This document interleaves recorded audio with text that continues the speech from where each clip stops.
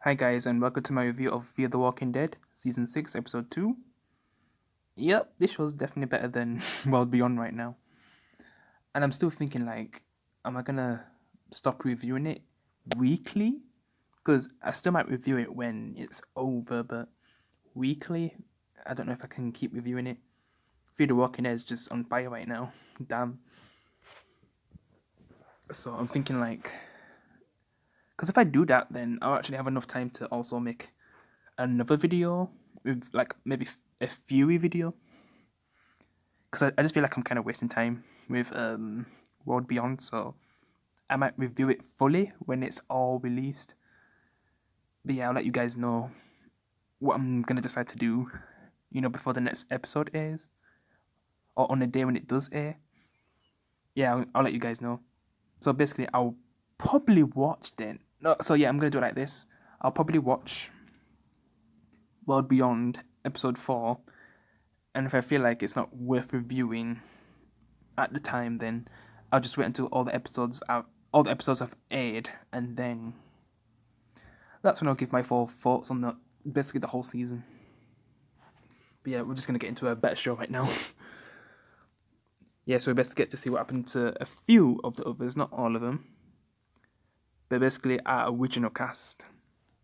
Before Morgan came in, Strand, Alecia, Daniel, we best get to see them. And they kind of like, through the whole episode, Daniel was, acting like he forgot everything. And trust me, like, I actually kind of believed it. Yeah.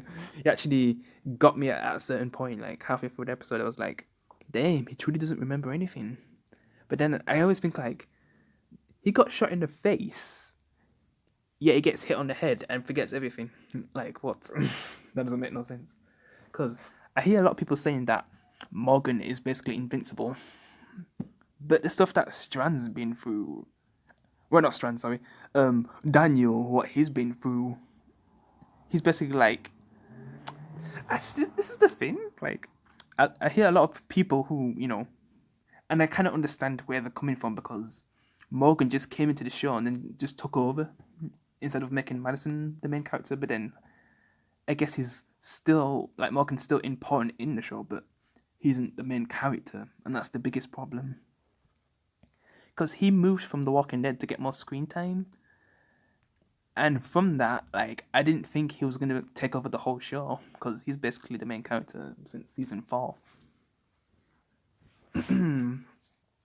But man, all the things Daniel survived. Dude, he's literally been struck by lightning, Daniel, and shot in the face and still be alive. And people are saying all the things...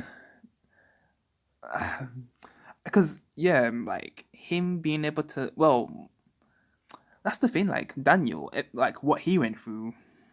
Like, he had no one to aid him, I think, on both of those situations, and still survived. Morgan, he did get help from someone, so it's not like it's definitely plot armor. Well, to a degree, it kind of is. Yeah. Yeah. It's just funny that people are saying that when we have a character who's basically survived much worse things than Morgan. So I'm just gonna end that anyway. That's my thoughts anyway. I'm kind of biased, but not really, with Morgan, because I've known him since The Walking Dead Season 1, in the very first episode. So I guess I'm kind of biased, but... And then there's some things where, like, he shouldn't have survived, but if I'm going to think of a character who's actually in fear and has like, survived things that, like, Walking Dead characters would have never survived, like, even Del, like, he's like a legendary survivor, all the things he's survived. But I don't know if he'd survived getting struck by lightning and shot in the face.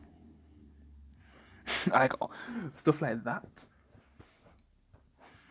Yeah, I just need to move on now.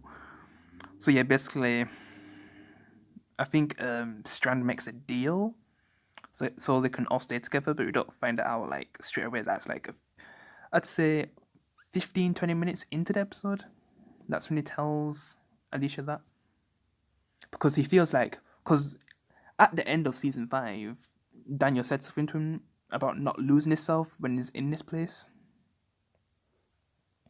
So keeping everyone together by making a deal with Virginia was kind of a way for him to still feel like he's himself. But, oh yeah, I didn't even talk about the beginning. So yeah, I'm going to talk about a certain character who's like a one episode character, just like the previous episode, but you know, a better character. Alright, guys, so this is Sanjay. Sorry that I haven't really got the best picture. This was like the best I could find. But yeah, this is the guy who's basically Nicholas 2.0. If you guys remember Nicholas from The Walking Dead, who nearly got Glenn killed, well, tried to kill Glenn, and then, you know, basically got Noah killed.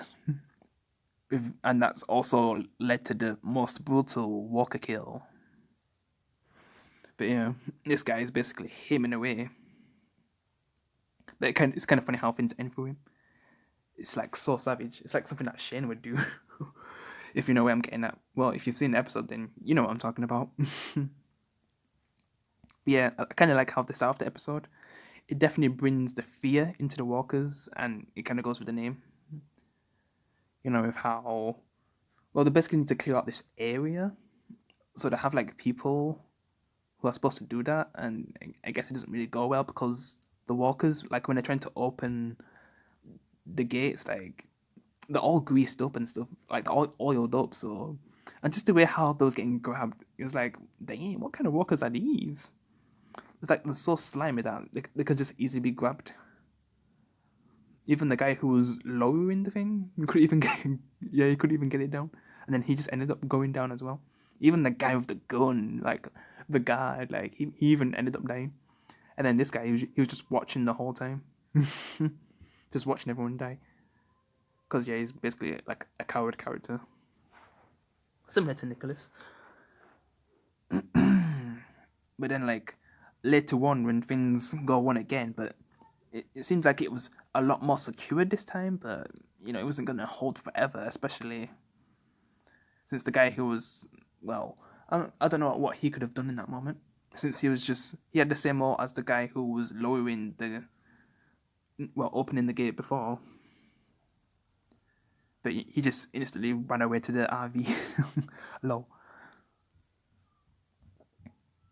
But then, you know, Strand, like, there's basically a situation where Strand and Alecia get separated, and all the others that are in that place trying to kill him off. You know, when this happens again, because we do find out what's actually going on. Why Virginia's making them do this? Because they do say that there's something inside, like some kind of prize. When we did, it was like a test. But yeah, basically, I'm gonna say what Strand does, which just makes him so savage. It just takes me back to The Walking Dead season 2 with Shane and Otis, and you guys remember how that goes.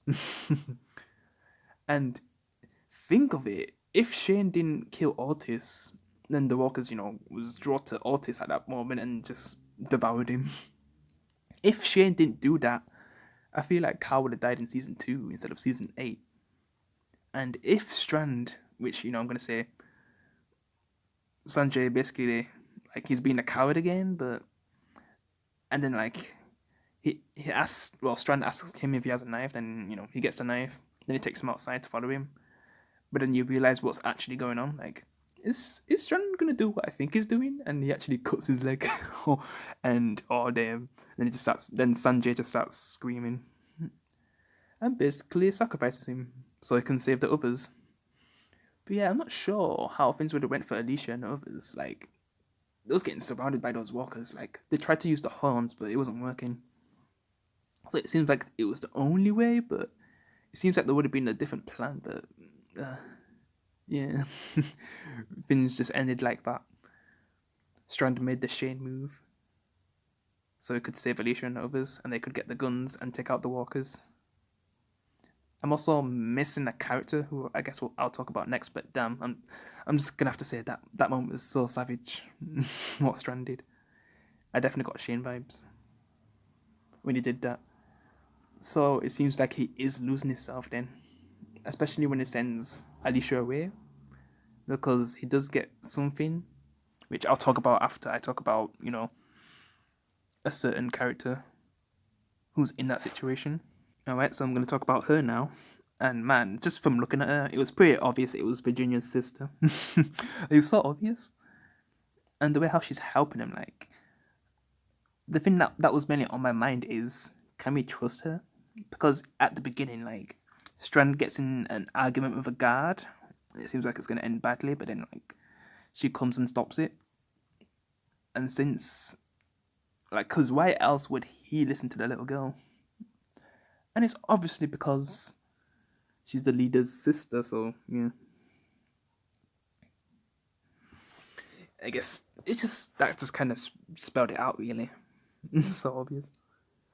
But I just don't know if we can actually trust her, or if, like, does she actually not like this place and doesn't really want to listen to her sister, and just because why else would she be here unless she's no way Virginia would risk her sister getting killed. So I just don't know. I'm in the middle. I'm in the middle of this character right now. I don't know her true intentions. Maybe she does not really like what her sister does and actually would want to get out of this place, since that's what Strand planned was. Like, their plan was to overwhelm the guards with the walkers. Like, they'd basically attack them as well and then get their guns and escape. That was the original plan. But then they just tried to stay and see what prize was actually there when it took care of the walkers. But we find out that Strand and the people who survived are the prize. Because man, even the people who were sent to get Virginia's sister could even survive. In a way, she kind of gets them killed for trying to escape him. But because of that, I guess Virginia makes Strand in charge, and the way how he got that power as well, killing Sanjay. Man, that was such a Shane move, man. I still can't believe that. So savage. I still need to watch Trevscan 2's review. He must be enjoying the show right now. And seeing that move from Strand, like, he's probably gonna say the same thing as me. Such a Shane move. And I haven't seen something that savage for such a long time as well. Yeah, it's been so long. And you actually agree with that move for the most part. Because Sanjay, like, he was a coward. Just think if like Glenn did something like that, like, damn.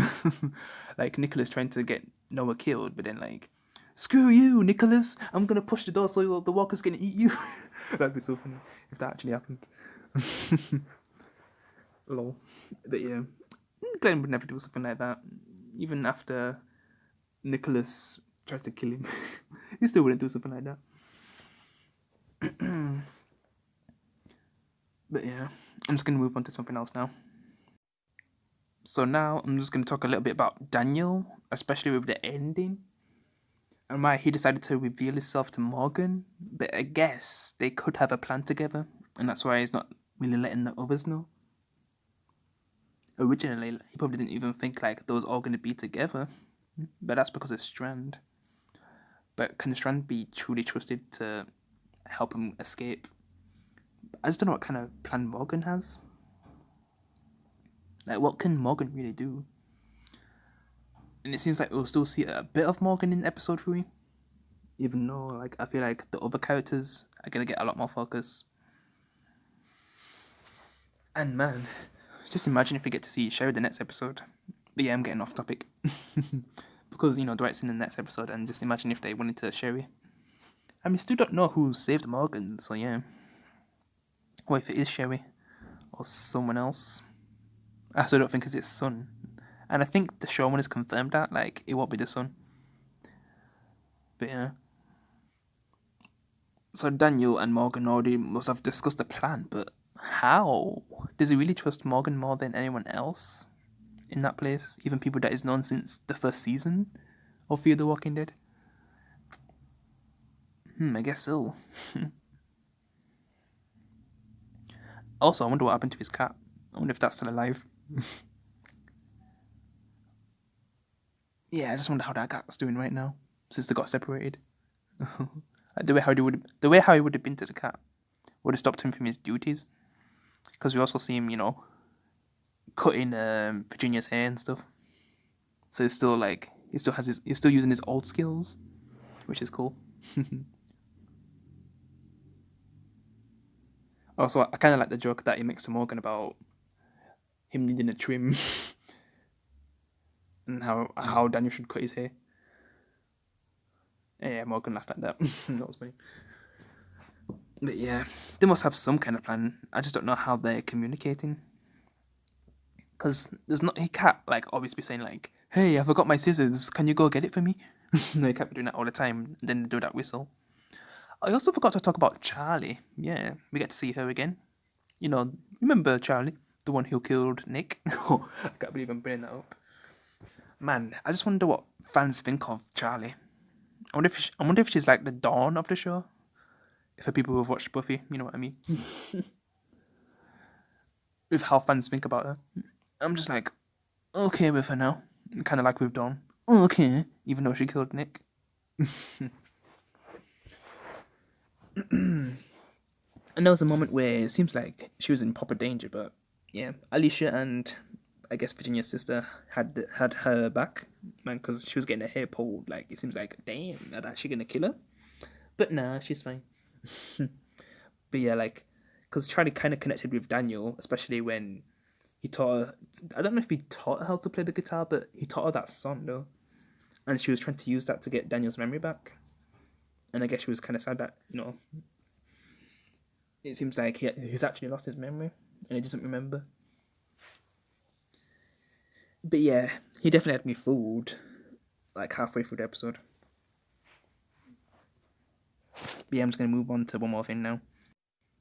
All right, so I guess I'm gonna finish up the talk about the episode now. So yeah, I just wonder what kind of thing Strand's gonna do with that power because it seems like he's gonna go back to how he used to be when he was unlikable, I guess.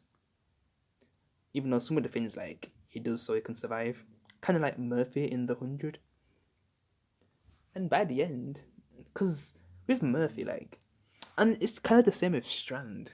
I didn't like him that much, especially since he kind of was viewed as the character who you should hate. But then by the end, all the things he did to survive and how he became a lot of people's favorite character, man, what Strand's doing right now, he's definitely made some right calls. And I'm not sure what Virginia's plan is with him being in charge of an army she's forming. Because that kind of is getting me, you know, the Governor Woodbury vibes. When you get to like the mid-season finale of season 3, and we're basically seeing Andrea take on her old friends in a way, but she doesn't realize that. Yeah, that was that was intense to see back in the day. I just wonder if we're gonna get something similar. And what if something happens where he kind of has no choice, like especially since Virginia has like full control over the friends, so he could do anything. Like, but man, would he kill Morgan so one of his friends would die? Well, if it's someone who is known for a long time, I just wonder if he'd made that call. I just don't know what Strand is capable of at this point in time. But really, we have to wait and see. Daniel, like I said, I don't know what his plan is with Morgan, but we're just gonna have to wait and see with that too. He also sent Alecia away to a different place. We'll just see where she ends up, or if she's like by herself or with different people. Probably with different people. But when I say different people, I mean like people who she knows. If he has that kind of power, especially since he got four of them together in the same place. So yeah, he might have done the same thing. I just wonder who with. But it doesn't seem like she's in the next episode, so I don't know. I'm just gonna have to wait and see where she's ended up. Because I know they kind of showed in the promo who they're gonna be focusing on. Like, do I think John was in it. Al, yeah, I'm pretty sure I've seen her. We're still gonna get more Morgan. I'm just not really sure about Alecia. and we could possibly, at the end at least, see Sherry. But yeah, we'll just see where it goes. And I just thought about John's girlfriend. Like, I don't know if we're gonna see her in that episode, but I just don't know if they're together. I think they definitely split them up. So, hey, maybe Alecia could see her. We're just gonna have to wait and see. But yeah, that's pretty much it. Definitely a great episode. I guess I preferred the first episode more, but still an impressive episode, especially for Strand. Oh man, I'm very intrigued to see where his character goes in this season. I just hope it doesn't go. I hope it doesn't lean too much onto the dark side and some of the choices he made in previous seasons. Like, I hope they don't. I hope it doesn't make similar choices like that. But we'll just see where it goes. But yeah, guys, that's it for my review. I'll see you in the next one. Peace.